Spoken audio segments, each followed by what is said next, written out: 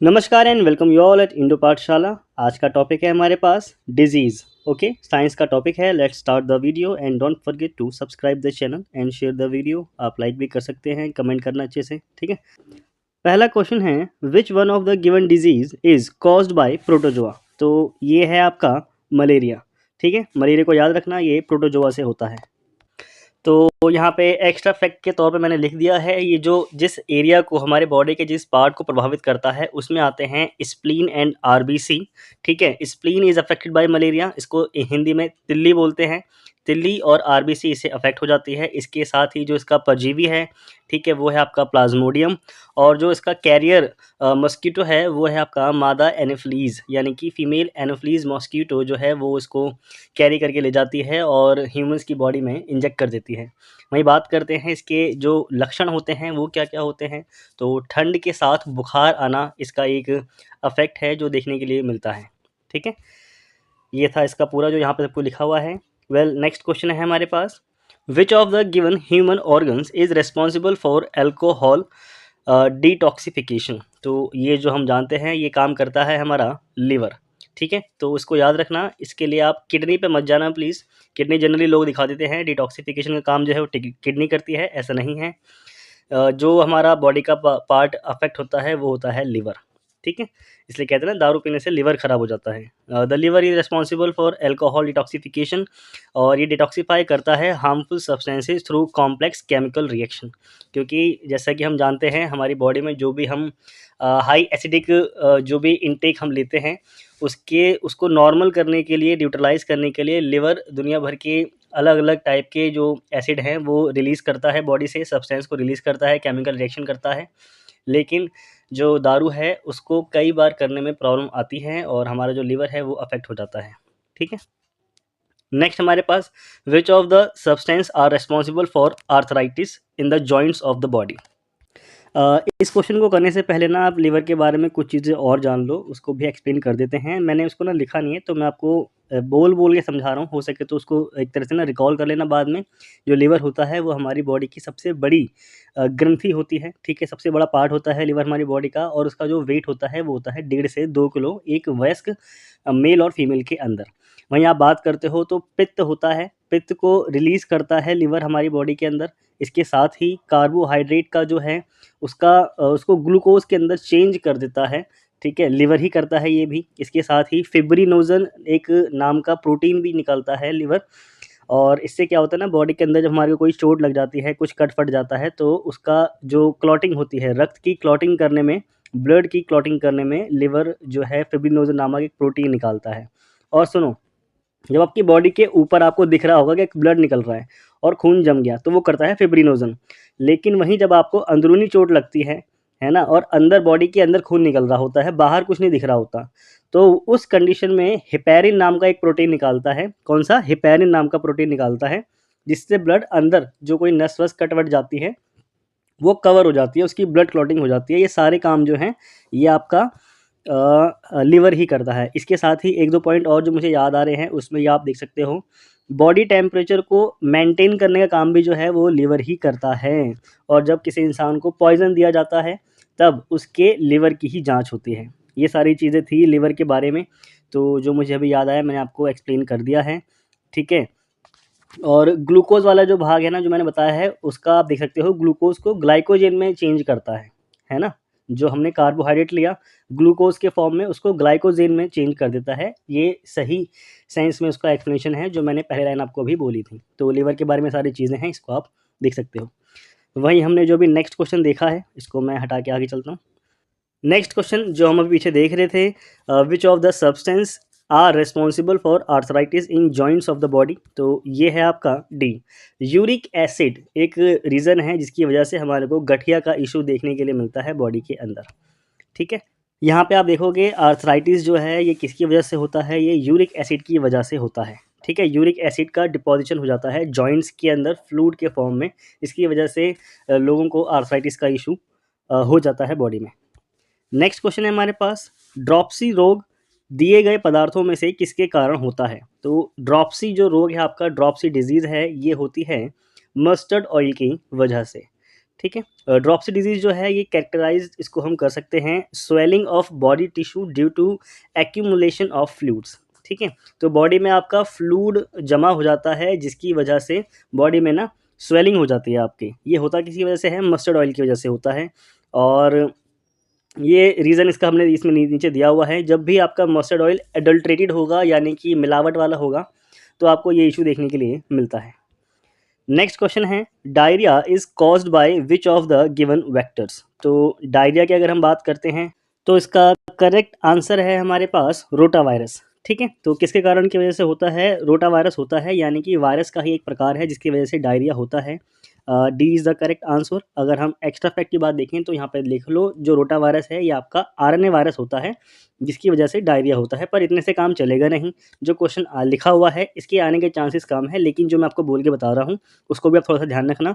जो इसका वायरस है ये एक तरह का अंतः परजीवी प्रोटोजोआ होता है। ठीक है, एक तरह से प्रोटोजोआ ही होता है जिसको रोटा वायरस हम बोलते हैं। और जो घरेलू मक्खी होती है ना हमारी, उसकी वजह से ये जो डायरिया है ये आपका फैलता है घरेलू मक्खी की वजह से। और इसमें क्या होता है, हमारी जो आँत होती है उसमें घाव हो जाते हैं, है ना, घाव हो जाते हैं। इसके साथ ही प्रोटीन पचाने वाले जो एंजाइम होते हैं, जो जिनको हम ट्रिप्सिन बोलते हैं, है ना, ट्रिप्सिन, ये नष्ट हो जाते हैं। प्रोटीन पचना बंद हो जाता है बॉडी के अंदर और बच्चों में ये रोग अधिक पाया जाता है। तो कुल मिलाकर के निमेटोड जो कि एक अंतःजीवी प्रोटोजोआ है, घरेलू मक्खी के द्वारा प्रसारित किया जाता है, आंतों में घाव हो जाते हैं। प्रोटीन पचाने वाले एंजाइम जो कि बहुत ज़रूरी हैं बॉडी के अंदर, जिसको हम ट्रिप्सिन बोलते हैं, वो ख़त्म हो जाते हैं और ज़्यादातर ये रोग बच्चों में पाया जाता है। अब बढ़ते हैं आगे की तरफ। अगला क्वेश्चन है हिस्टीरिया आमतौर पर दिए गए विकल्पों में से किस में पाया जाने वाला रोग है? तो हिस्टीरिया जो है ये पाया जाता है आपका यंग वुमेन के अंदर। यहाँ पे आप देख सकते हो hysteria is a disease commonly found in young women और ये जेनिटल डिजीज है whose symptoms are anxiety, discomfort and faintness. तो बेहोशी तक हो जाती है फीमेल्स के अंदर इसकी वजह से। नेक्स्ट आपके पास है रीढ़ की हड्डी और मस्तिष्क पर झिल्ली की सूजन के कारण होने वाले रोग का नाम बताइए। तो झिल्ली की सूजन जो है वो हो जाती है आपकी मेनिंजाइटिस की वजह से। ये जो एरिया है इसको आप देख सकते हो, ऊपर का जो पार्ट है ब्रेन का, ठीक है, जो कि आपकी एक तरह से कवर हो सकती है, ऊपरी परत जिसको आप बोल सकते हो, उसमें सूजन जो हो जाती है वो मेनिंजाइटिस की वजह से होती है, जो कि आपके एक प्रोटेक्टिव मेम्ब्रेन है ब्रेन के ऊपर, स्पाइनल कॉर्ड से जुड़ी हुई होती है ये। तो इसके ऊपर सूजन आ जाना ही मेनिंजाइटिस होता है, इसको आपको याद रखना है। और इसके लक्षणों की अगर आप बात करोगे, जब आपको ऐसी सूजन होती है बॉडी के अंदर, तो इसके लक्षण के तौर पे आपको ब्रेन मतलब आपके सर में तो दर्द होता ही है, साथ में आपको बहुत तेज़ बुखार भी आता है और जो अफेक्टेड पार्ट है वो है आपका ब्रेन। नेक्स्ट क्वेश्चन है आपके पास एंथोफोबिया दिए गए विकल्पों में से किसका डर है? Anthophobia is a fear of which of the given options. तो एंथोफोबिया का है आपका फ्लावर्स, यानी कि जिस इंसान को फूलों से डर लगता है उसको एंथोफोबिया हम कहते हैं। ठीक है, people who have anthophobia have an extreme fear of flowers. Anthos is a Greek word of flowers which while phobia means होता है फियर। इसमें ऐसा कुछ खास है नहीं। ठीक है, फूलों से इसको डर लगता है वो आपका एंथोफोबिया, मतलब उस डर को एंथोफोबिया बोलते हैं। और पार्ट का कोई सा भी पार्ट हो, है ना, फ्लावर का, उसकी वजह से जो सामने वाला इंसान है उसको डर लगता है। नेक्स्ट आपके पास hydrophobia is caused by which of the following options. तो हाइड्रोफोबिया किसकी वजह से होता है? ये एक वायरस होता है बॉडी के अंदर जिसकी वजह से इंसान को फोबिया हो जाता है। ठीक है, हाइड्रो मतलब पानी, तो पानी से डर लगता है उस इंसान को। Hydrophobia is a fear of water and the virus that causes it. तो वायरस की वजह से ये होता है और इसका पुराना नाम जो है वो है रेबीज़। ठीक है, it affects the nervous system, तो नर्वस सिस्टम इससे प्रभावित हो जाता है। नेक्स्ट आपके पास which of the given is responsible for yellow fever. तो पीले बुखार की जो रीज़न है वो क्या है? पीला बुखार ये होता है आपका मॉस्किटो की वजह से। यहाँ पे इसकी फ़ोटो लगा दी थी। नेक्स्ट आपके पास है डेंगू बुखार से पीड़ित व्यक्ति के शरीर में क्या होता है? तो उसकी जो बॉडी में है किस चीज़ की रीज़न चीज़ें होने लगती हैं, कौन सी चीज़ कम बनती है, कौन सी चीज़ ज़्यादा बनती है? तो इसका करेक्ट आंसर है ए, क्योंकि जब डेंगू होता है तो उस इंसान की प्लेटलेट्स घट जाती हैं। ओके, और इसके बारे में आप चीज़ें ध्यान दोगे तो ये वायरस है। ठीक है, डेंगू का वायरस होता है, वायरस की वजह से ही ये होता है, इसको याद रखना। ये मॉस्किटो की वजह से तो है ही साथ में, लेकिन वायरस इसका मेन रीज़न है। जो प्रभावित पार्ट है आपकी बॉडी का, उसमें मेनली आपका जो सिर होता है वो, आँखें और आपके जोड़, ये चीज़ें प्रभावित होती हैं और इसको हड्डी तोड़ बुखार भी कहते हैं। ये क्वेश्चन पूछा था एसएससी ने कि हड्डी तोड़ बुखार किसको कहा जाता है, तो उसको जो डेंगू ज्वार है उसको ही हम कहते हैं, ठीक है। डेंगू ज्वर जो होता है उसी को हड्डी तोड़ बुखार भी कहा जाता है। जो वायरस है, वायरस का नाम है अर्बो, ठीक है, ARBO, अर्बो वायरस। और लक्षण क्या होते हैं, हमारी आंखों में, हमारा जो मसल्स होती हैं उसमें, हमारा सिर और हमारे जितने भी जॉइंट्स होते हैं उसमें बहुत दर्द होता है। ओके, यहाँ पे चीज़ें सारी लिख दी हैं। जनरली हमारी प्लेटलेट्स बहुत ज़्यादा डाउन जाती हैं बॉडी के अंदर। नेक्स्ट आपके पास दिए गए रोगों में से कौन सा आयोडीन की कमी के कारण होता है, तो आयोडीन की कमी से होता है हमारे पास गोइटर, ठीक है। सी इज़ द करेक्ट आंसर। इस टाइप की कंडीशन हमारी बॉडी के अंदर देखने के लिए मिलती है, गोइटर डिजीज़। इसका रीज़न है आयोडीन की कमी। और जो नेक बिकम्स थिकर, तो नेक आपकी जो है वो मोटी हो जाती है, लटक जाती है, इसमें ना गांठ जैसी बन जाती है, तो इसी को बोलते हैं गोइटर। बाकी लक्षण भी अगर आप देखेंगे तो आपको उसमें वही आपका जो गला है वो दर्द तो खैर बहुत ज़्यादा करता ही है, मुंह खोलने में भी दिक्कत होती है और साथ में बुखार आता है, ठीक है। जो आपकी थायराइड ग्लैंड होती है गले के अंदर वो अफेक्ट होती है इसके अंदर। ओके, नेक्स्ट आपके पास what is the full form of MRI, a tool for diagnosis. तो MRI की फुल फॉर्म पूछी है, ये होती है आपकी मैग्नेटिक रेजोनेंस इमेजिंग। ओके, यहाँ पे इस तरह की ये मशीन होती है, MRI इसका होता है मैग्नेटिक रेजोनेंस इमेजिंग। ये टेस्ट करती है मैग्नेटिक फील्ड का प्रयोग यूज़ करके, ठीक है, pulse of radio waves to make pictures of organs and structures inside the body. तो वेव्स होती है, रेडियो वेव्स की वजह से जो आपकी बॉडी के पार्ट होते हैं उनका स्ट्रक्चर ये तैयार कर देती है, तो उसको आपको याद रखना है। मैग्नेटिक फील्ड एक अंदर तैयार होती है, प्रॉपर उसी तरह से पूरी मशीन काम करती है। विच of the given is responsible for ergotism disease. तो एर्गोटिज्म रोग जो है उसके लिए जिम्मेदार चीज़ जो है वो है आपकी कंटामिनेटेड ग्रेन्स, ठीक है। जो आप ग्रेन खाते हो उसमें जो मिलावट होती है उसकी वजह से आपको आपको क्या किसी भी इंसान को ये बीमारी हो सकती है।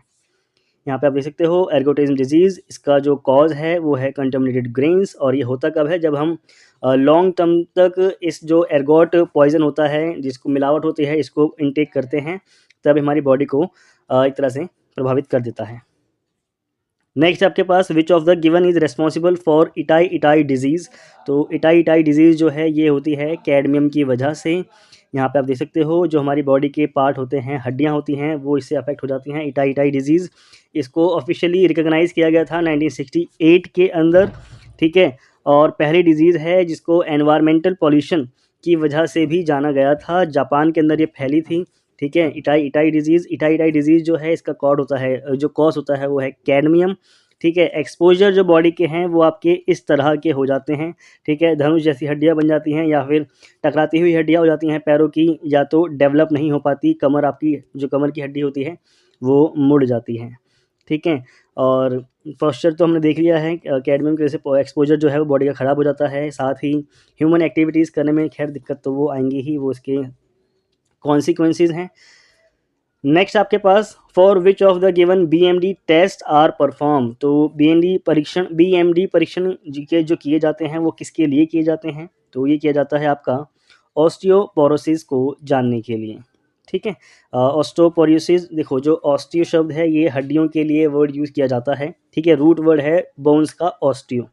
बोन मिनरल डेंसिटी, ठीक है, BMD की फुल फॉर्म है bone mineral density. To test measure how much calcium and other minerals are present in your bone.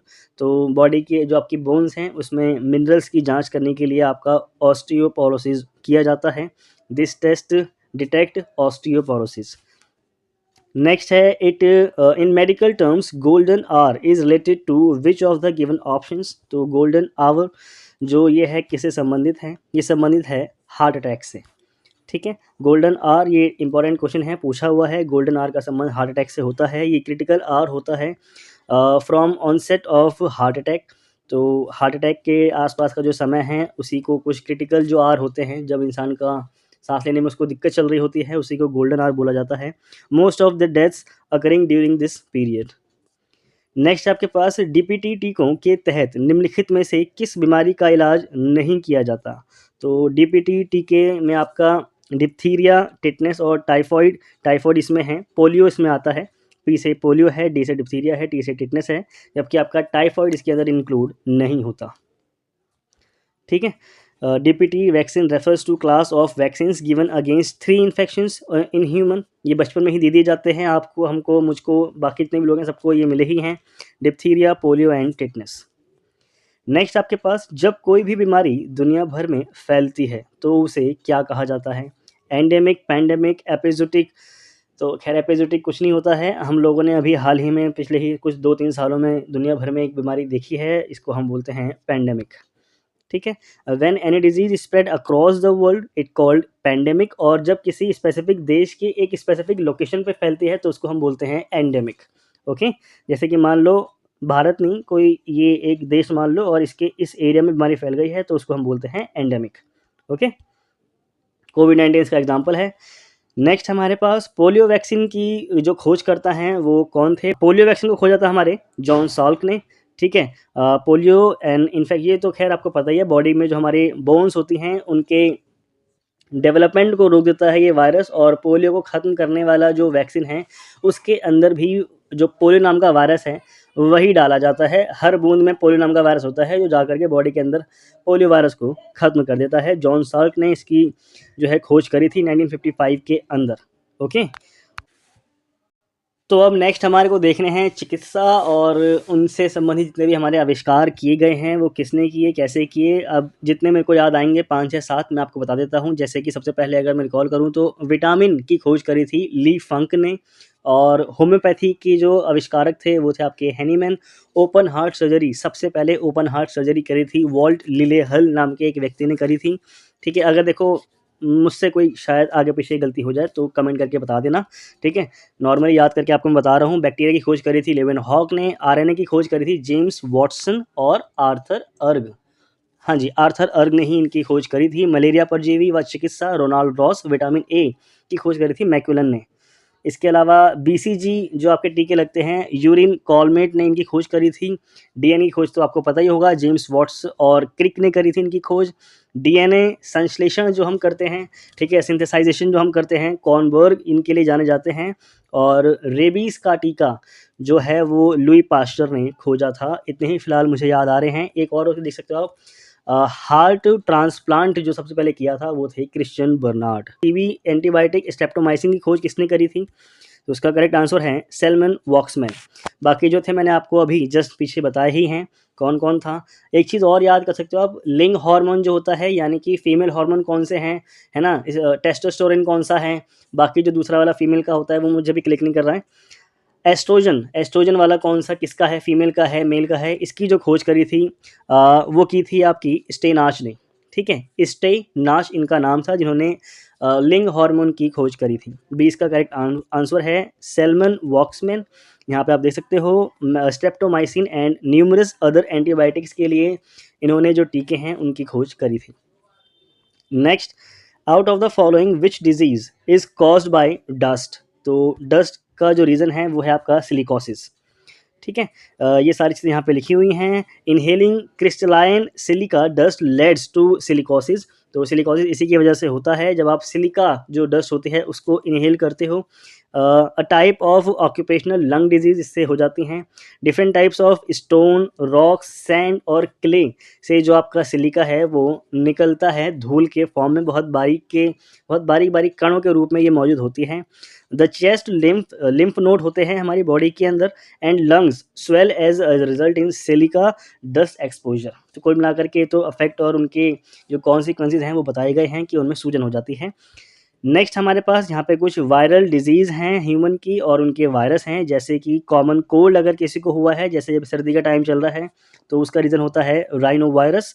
और स्मॉल पॉक्स के लिए होता है वायरोला वायरस। इसके अलावा रेबीज़ के लिए है rabies lyssa virus. Hepatitis A, hepatitis B, hepatitis C, ये सारे हेपेटाइटिस के कुछ जो हैं वायरस हैं जिसमें आपके पास हेपेटाइटिस सी का कोई इलाज नहीं है। ओके, मीज़ल्स की बात करोगे तो रूबेला वायरस इसका एक वायरस है जिसकी वजह से मीज़ल्स होते हैं। पोलियो माइलाइटिस ये पोलियो वायरस की वजह से होता है। इन्फ्लुएंजा इन्फ्लुएंजो वायरस जो कि एक आरएनए वायरस है। इंसेफ्लिटिस की बात करोगे तो हर्पीज सिम्प्लेक्स वायरस ये होता है। मम्प्स हो जाते हैं तो ये होता है पेरीमैक्सो वायरस। तो ये सारे आप देख सकते हो यहाँ।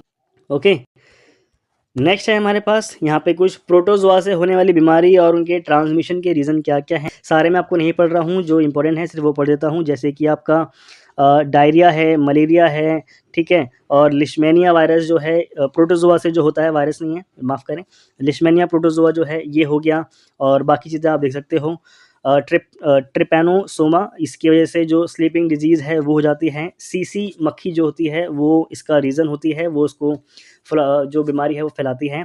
अफ्रीका के अंदर स्लीपिंग सिकनेस नाम की बीमारी फैली थी, बहुत बुरी बीमारी होती है, इंसान कई कई दिनों तक सिर्फ सोता रहता है और ये एक मक्खी की वजह से हो जाती है। लिशमेनिया की अगर हम बात करें तो डिजीज़ जो है वो होती है आपकी विसरल डिजीज़, और ये सैंड फ्लाइज जो होती हैं उनकी वजह से होता है। प्लाज्मोडियम हमने पीछे पढ़ा ही है, ये मलेरिया की वजह से होता है, और मॉस्किटो इसके ट्रांसमिशन का रीज़न होते हैं। गियार्डिया लैम्ब्लिया ये एक प्रोटोजोआ है, बी नंबर वाला मैंने पढ़ा है ये, ठीक है। इसकी वजह से डायरिया हो जाता है। कंटामिनेटेड वाटर और फूड, इसका जो है ट्रांसमिशन का रीज़न है। रेटिनॉल जो कि विटामिन ए है, विटामिन ए इसको हम रेटिनॉल बोलते हैं, इसकी वजह से होता है नाइट ब्लाइंडनेस, ठीक है, रात में दिखना बंद हो जाता है। बी1 जो कि आपका थायमिन जिसको हम बोलते हैं, देखो ये जो लिखे हुए हैं ना ये भी बहुत इंपॉर्टेंट है, तो इनको आप दोबारा से रिवाइज कर ही लो। बी1 जिसको हम थायमिन बोलते हैं, इसकी वजह से होता है बेरी बेरी। बी2 राइबोफ्लेविन, इससे होता है रिटार्डेड ग्रोथ और बेड स्किन, तो स्किन जो है वो आपकी ख़राब हो जाती है। बी12 जिसको हम लोग साइनोकोबालमिन बोलते हैं, इसकी वजह से होता है एनीमिया, रक्त की कमी हो जाती है बॉडी के अंदर। सी है आपका एस्कॉर्बिक एसिड, जिसकी वजह से स्कर्वी हो जाता है, ठीक है। आपके जो जो मसूड़े हैं और आपका होंठ के दोनों जो एंड होते हैं ना वो फट जाते हैं, एक तरह से कट जाते हैं, अलग हो जाते हैं एक दूसरे से। विटामिन डी है आपका कैल्सीफेरॉल, इसकी वजह से हो जाता है रिकेट्स। और विटामिन के है आपका फ्लोक्विनॉन, इससे क्या हो जाता है, जो एक को चोट लगने के बाद जो आपको खून निकलता है वो बंद नहीं होता, कंटिन्यू फॉर्म में निकलता रहता है। इसके अलावा भी है आपका एक विटामिन ई, जिसको है ना ई है ई, इसको हम लोग टोकोफेरॉल बोलते हैं, ठीक है। इसमें लिखा हुआ नहीं है क्योंकि स्लाइड ये इतनी ही बनी थी मुझसे। तो विटामिन ई जो है इसको हम टोकोफेरॉल बोलते हैं, इससे जो ह्यूमन हैं उनमें जो जनन शक्ति होती है वो कम हो जाती है, ठीक है। जनरली दूध और हरी सब्जियां अच्छी डाइट लेने से वो ठीक भी हो जाता है। विटामिन बी7 इज़ ऑल्सो इम्पोर्टेंट, जो कि है आपका बायोटीन, ये शरीर में आपके बालों के लिए इम्पोर्टेंट होता है, ठीक है। शरीर में दर्द हो, किसी को लकवा मार जाता है, ठीक है, बॉडी का एक पार्ट काम करना बंद हो जाता है, उन सब की वजह से ये चीज़ें, मतलब बायोटीन की कमी की वजह से ये सब चीज़ें बॉडी में होने लगती हैं। इररिलेवेंट जो दर्द होता है बॉडी में वो भी आपका बायोटीन की वजह से ही होता है, ठीक है। तो ये सारी चीज़ें इंपॉर्टेंट थी, ये सारे मिनरल्स थे जो मैंने आपको वाइटामिन्स थे जो मैंने आपको बताए। नेक्स्ट आपके पास टाइप्स ऑफ मिनरल्स, जैसे कि कैल्शियम, इसकी वजह से जो डिजीज़ होती है वो होती है आपकी ब्रिटल बोन्स बहुत आपकी कमज़ोर हो जाती हैं, ब्रिटल हो जाती हैं, तुरंत टूट भी सकती हैं। एक्सेसिव ब्लीडिंग होती है इसकी वजह से। फॉस्फोरस बॉडी में बहुत ज़रूरी होता है, जो दांतों में पायरिया हो जाता है। बोन्स में वीकनेस होती है वो आपके फॉस्फोरस की वजह से होती है। आयरन की बात करेंगे तो खून की कमी से है। आयोडीन, जैसे मैंने पीछे बताया था, गला सूज जाता है, ठीक है। गॉइटर हो जाता है, थायराइड ग्लैंड जो है वो बढ़ जाती है हमारी। कॉपर अगर बॉडी में प्रॉपर नहीं होगा तो लो एपेटाइट, भूख नहीं लगेगी आपको बिल्कुल भी, और आपकी ग्रोथ रुक जाएगी, ठीक है। यहाँ पे होता है हमारे वीडियो का एंड। जल्दी मिलेंगे हम लोग नेक्स्ट वीडियो में, ओके। जो भी चीज़ें हों आपकी बहुत जल्दी इकोनॉमी की पूरे साल की करंट अफेयर में लेके आने वाला हूँ। जल्दी मिलते हैं नेक्स्ट वीडियो में, ओके। Thank you.